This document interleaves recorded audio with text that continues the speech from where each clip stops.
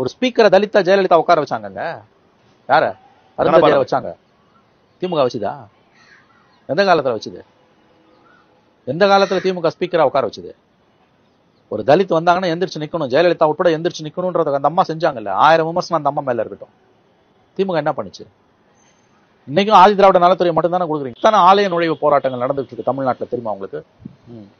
கோயில இழுத்து மூடிருக்காங்க. ஜெயலலிதா, கருணாநிதி, எடப்பாடி பீரியட்ல நடக்காத அட்டூழியம் நடக்குதுங்க. இன்னைக்கு தலித்துகள் கோயிலுக்குள்ள போக முடியலன்னா மாவட்ட நிர்வாகம், கலெக்டரும் எஸ்பியும் தலித்துகளை போலீஸை வச்சு ஆலய நுழைவு போராட்டம் நடத்துவாங்க.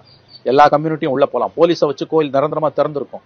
இன்னைக்கு வந்து தலித்துகள் உள்ள போக முடியலன்னா யாருக்கும் கோயில் இல்லைன்னு இழுத்து முடுறாங்க. இந்த அவலம், இந்த கேடுகட்ட காரியம் எங்கேயா நடக்குமா? இங்க நடக்குதுங்க. நீங்க வந்து வைக்கம் போராட்டத்தை பத்தி எதுக்கு பேசுறீங்க?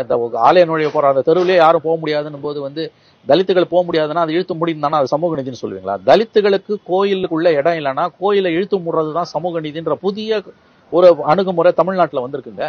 கண்டதேவி தேரோட்டத்துல வந்து மதுரை பெஞ்ச் சொல்லுது, தாழ்த்தப்பட்ட மக்களுக்கு வந்து தேரோட்டத்துல வந்து அனுமதி கொடுக்கணும்னு. அனுமதி இல்லைன்னு போலீஸுக்கு ஆர்டர் பண்ணி நீங்க கொடுங்கன்றாங்க. போலீஸ் கையாறு நிலை நிக்குது. அப்போ மதுரை பெஞ்ச் என்ன சொல்லுது? நீங்க உத்தரவு போடலாம், மத்திய உள்துறை அமைச்சருக்கு உத்தரவு போட்டு மத்திய பாதுகாப்பு படைகளை வச்சு நடத்துவோன்றாங்க. இந்த வெக்கக்கேடு எந்த கவர்மெண்ட்ல நடந்தது?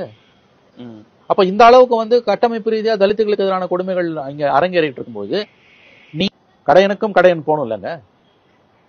இன்னைக்கும் வந்து தலித்துகளுக்கு எதிராக நடத்தப்படுகிற கொடுமைகள், இம்சைகள் அதிகமா தானே இருந்துகிட்டு இருக்குது.